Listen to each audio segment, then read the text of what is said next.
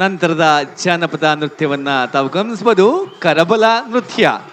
ಈ ನೃತ್ಯವನ್ನ ಮಾಡ್ತಿರೋ ತಂಡ ಶ್ರೀ ಕಿರಣ ಉಮೇಶ ಕಿಡಿದಾಳ ಸಪ್ತಸ್ವರ ಸಂಗೀತ ಕಲಾ ಬಳಗ, ಬೆಳಗಾವಿ ಜಿಲ್ಲೆ. ಡೋಳು, ವಾದ್ಯ ಹಾಗೂ ತಮಟೆಯ ಸದ್ದಿನೊಂದಿಗೆ ಕಲಾವಿದರು ವಿಶೇಷವಾದ ನೃತ್ಯವನ್ನ ಮಾಡ್ತಾ ತೆರಳುತ್ತಾ ಇದ್ದಾರೆ. ಹಾಗೆ ಮುಂದಿನ ಸ್ತಬ್ಧ ಚಿತ್ರ ಮಂಡ್ಯ ಜಿಲ್ಲೆ. ಸ್ವಾತಂತ್ರ್ಯ ಹೋರಾಟದ ದೀಪ ಶಿವಪುರದ ಧ್ವಜ ಸತ್ಯಾಗ್ರಹ. ಭಾರತದ ರಾಷ್ಟ್ರೀಯ ಸ್ವಾತಂತ್ರ್ಯ ಹೋರಾಟದ ಸಮಯದಲ್ಲಿ ಶಿವಪುರ ಪಟ್ಟಣವು ಸತ್ಯಾಗ್ರಹ ಚಳುವಳಿಗೆ ಹೆಸರುವಾಸಿಯಾಯಿತು.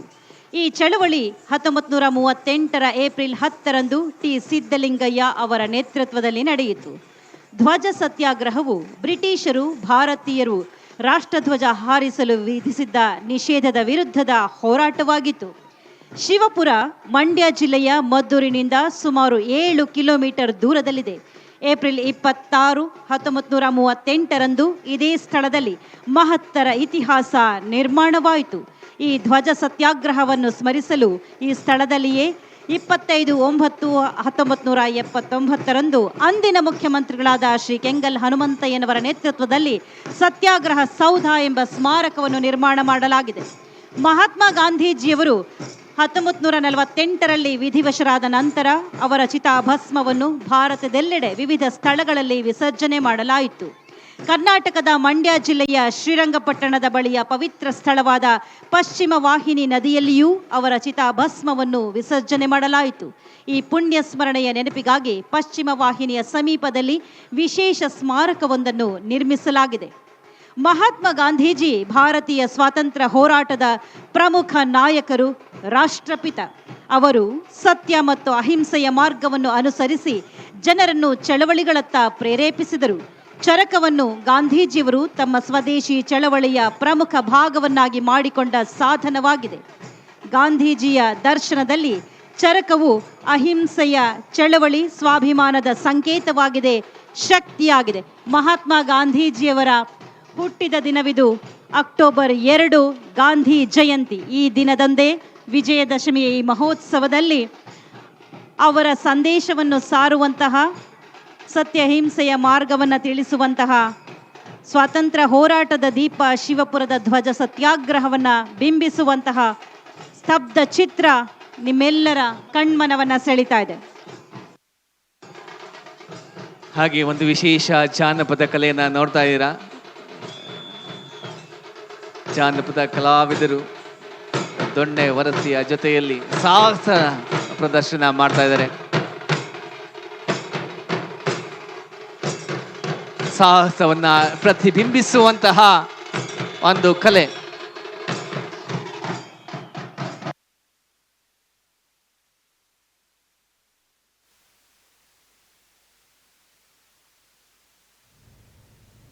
ರಾಜಬೀದಿಯಲ್ಲಿ ಕಲಾ ಮಹೋತ್ಸವ ನಡೀತಾ ಇದೆ. 58 ಸ್ತಬ್ಧ ಚಿತ್ರಗಳು ಒಂದರ ಹಿಂದೆ ಒಂದರಂತೆ. ಇದೀಗ ಬೇರೆ ಬೇರೆ ಇಲಾಖೆಗಳ ಸ್ತಬ್ಧ ಚಿತ್ರಗಳು ಆಗಿರಬಹುದು ಅಥವಾ ಇತರೆ ಪ್ರಾದೇಶಿಕವಾಗಿ ಅಲ್ಲಿನ ಆ ಒಂದು ಕಲೆಯನ್ನು ಬಿಂಬಿಸುವಂತಹ, ಸಂಸ್ಕೃತಿಯನ್ನು ಬಿಂಬಿಸುವಂತಹ, ಪ್ರಾದೇಶಿಕ ಮಹತ್ವವನ್ನು ಹೇಳುವಂತಹ ಸ್ತಬ್ಧ ಚಿತ್ರಗಳು, ಜೊತೆಗೆ ಜಾನಪದ ಕಲಾ ತಂಡಗಳು ಕೂಡ ಇದೀಗ ಈ ಒಂದು ಮೆರವಣಿಗೆಯಲ್ಲಿ ಸಾಕ್ತಾ ಇವೆ. ಹಾಗೆ ಮುಂದಿನ ಕಲಾ ತಂಡ ದೊಡ್ಡ ಗಾತ್ರದ ತಮಟೆಯೊಂದಿಗೆ ಕರ್ನಾಟಕ ಧ್ವಜವನ್ನ ಹಿಡಿದು ನೃತ್ಯವನ್ನ ಮಾಡ್ತಾ ಸಾಕ್ತಾ ಇದ್ದಾರೆ.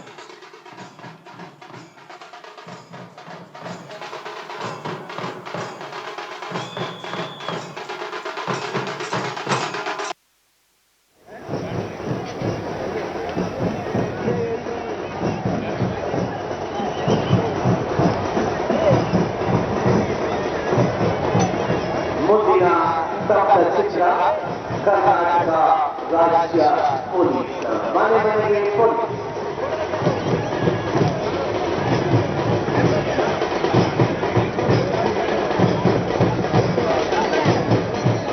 ಚಿತ್ರದ ಮುಂದೆ ಕರ್ನಾಟಕ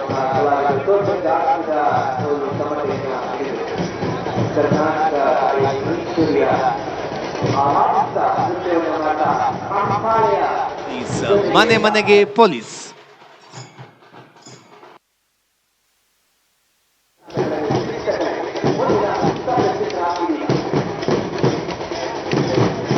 Gracias.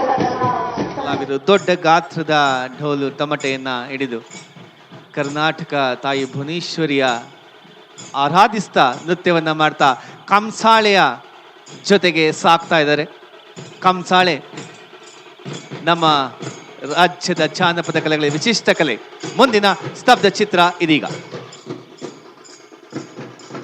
ಜನಪದ ಕಲಾ ತಂಡಗಳು ಬಹಳ ಸಂಭ್ರಮದಿಂದ ತಮ್ಮ ಕಲೆಯನ್ನು ವ್ಯಕ್ತಪಡಿಸ್ತಾ ಇದ್ದಾರೆ. ಕರ್ನಾಟಕದ ಕೀರ್ತಿಯನ್ನ ಬೆಳಗುವಂತಹ ಜನಪದ ಕಲೆಗಳಿವು.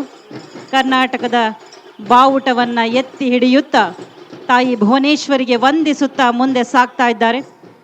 ಮುಂದಿನ ಸ್ತಬ್ಧ ಚಿತ್ರ ಕರ್ನಾಟಕ ರಾಜ್ಯ ಪೊಲೀಸ್ ಇಲಾಖೆಯ ಸ್ತಬ್ಧ ಚಿತ್ರ. ಕರ್ನಾಟಕ ರಾಜ್ಯ ಪೊಲೀಸ್ ಸದಾ ನಿಮ್ಮ ಸೇವೆಯಲ್ಲಿ. ಪೊಲೀಸ್ ಅಥವಾ ಇನ್ನಿತರ ತುರ್ತು ಸೇವೆಗಳಿಗಾಗಿ ಕರೆ ಮಾಡಿ. ಕರ್ನಾಟಕ ರಾಜ್ಯ ಪೊಲೀಸ್ ಸದಾ ನಿಮ್ಮ ಸೇವೆಯಲ್ಲಿ. ಕರ್ನಾಟಕ ಸರ್ಕಾರವು ಜನಸ್ನೇಹಿ ಪೊಲೀಸ್ ವ್ಯವಸ್ಥೆಯನ್ನು ನಿರ್ಮಿಸುವ ಮಹತ್ವದ ಉದ್ದೇಶದಿಂದ ಮನೆ ಮನೆಗೆ ಪೊಲೀಸ್ ಎಂಬ ವಿನೂತನ ಯೋಜನೆಯನ್ನು ಪ್ರಾರಂಭ ಮಾಡಿದೆ.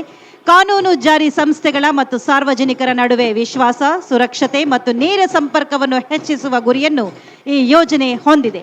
ಈ ಕಾರ್ಯಕ್ರಮಗಳ ಮೂಲಕ ಪ್ರತಿ ಮನೆಗೂ ಪೊಲೀಸರು ಭೇಟಿ ನೀಡಿ ಜನರ ಸಮಸ್ಯೆಗಳನ್ನು ಆಲಿಸಿ ಅಗತ್ಯ ಕ್ರಮವನ್ನು ಕೈಗೊಳ್ಳುತ್ತಿದ್ದಾರೆ. ಜನರಲ್ಲಿ ಕಾನೂನಿಗೆ ಸಂಬಂಧಿಸಿದ ಸಮಸ್ಯೆಗಳ ಬಗ್ಗೆ ಅರಿವು ಮೂಡಿಸುವುದು ಹಾಗೂ ಪೊಲೀಸ್ ಇಲಾಖೆಗೆ ಅಗತ್ಯವಿರುವ ಮಾಹಿತಿಯನ್ನು ಸಂಗ್ರಹಿಸಲು ಸಹಾಯವಾಗಿರುತ್ತದೆ. ಅಪರಾಧ ತಡೆಯಲು ಹಾಗೂ ಅಪರಾಧ ಪ್ರಕರಣಗಳನ್ನು ಪರಿಣಾಮಕಾರಿಯಾಗಿ ಪತ್ತೆ ಮಾಡಲು ಈ ಯೋಜನೆ ಸಹಕಾರಿಯಾಗಿದೆ. ಸಾರ್ವಜನಿಕ ಸ್ನೇಹಿಯಾಗಿ ಸಮಾಜಕ್ಕೆ ಉತ್ತಮ ಪೊಲೀಸ್ ಸೇವೆಯನ್ನು ಒದಗಿಸಲು ಅಗತ್ಯ ಕ್ರಮ ವಹಿಸಲಾಗಿದೆ. ಸಾರ್ವಜನಿಕರಲ್ಲಿ ಸಂಚಾರ ನಿಯಮ ಪಾಲನೆ ಬಗ್ಗೆ ಅರಿವು ಮೂಡಿಸುವುದು, ಅಪಘಾತ ತಡೆ ಬಗ್ಗೆ ಸಾರ್ವಜನಿಕರಲ್ಲಿ ಅರಿವು ಮೂಡಿಸುವುದು ಹಾಗೂ ಸೈಬರ್ ಆನ್ಲೈನ್ ಅಪರಾಧಗಳ ಬಗ್ಗೆ ಸಾರ್ವಜನಿಕರು ಎಚ್ಚರಿಕೆಯಿಂದ ಇರುವ ಬಗ್ಗೆ ಅರಿವು ಮೂಡಿಸುವ ನಿಟ್ಟಿನಲ್ಲಿ ಪೊಲೀಸ್ ಇಲಾಖೆ ಅಗತ್ಯ ಕ್ರಮವನ್ನು ವಹಿಸುತ್ತಿದೆ. ಇದು ನಮ್ಮ ಹೆಮ್ಮೆಯ ಕರ್ನಾಟಕ ರಾಜ್ಯ ಪೊಲೀಸ್ ಇಲಾಖೆಯ ಸ್ತಬ್ಧ ಚಿತ್ರ. ಮುಂದೆ ಬರ್ತಾ ಇರುವಂತಹ ಜಾನಪದ ಕಲೆ ದೊಣ್ಣೆ ವರಸೆ ಮತ್ತು ಕತ್ತಿ ವರಸೆ. ಇದೊಂದು ಯುದ್ಧ ಕಲೆ. ದೊಣ್ಣೆಯನ್ನ ನಡುಭಾಗದಲ್ಲಿ ಹಿಡಿದು ವಿವಿಧ ರೀತಿಯಲ್ಲಿ ರೊಯ್ಯೆಯನ್ನೇ ತಿರುಗಿಸುತ್ತಾ ಹೊರಗಿನಿಂದ ಯಾವ ಏಟುಗಳು ಬೀಳದಂತೆ ತನ್ನನ್ನು ತಾನು ರಕ್ಷಿಸಿಕೊಳ್ಳುವ ಕಲೆ. ಒಮ್ಮೊಮ್ಮೆ ಎದುರಾಳಿಯ ದೊಣ್ಣೆಗೆ ಏಟು ತಾಗಿಸಿ ರಕ್ಷಿಸಿಕೊಳ್ಳಿಸುವ ಚಾಣಾಕ್ಷತನ ರೋಮಾಂಚಕಾರಿ. ಸಾಮಾನ್ಯವಾಗಿ ದೊಣ್ಣೆ ವರಸೆ ಮತ್ತು ಕತ್ತಿ ವರಸೆ ಎರಡು ಒಂದೇ ಬಗೆಯ ವರಸೆಗಳಾಗಿರುತ್ತವೆ.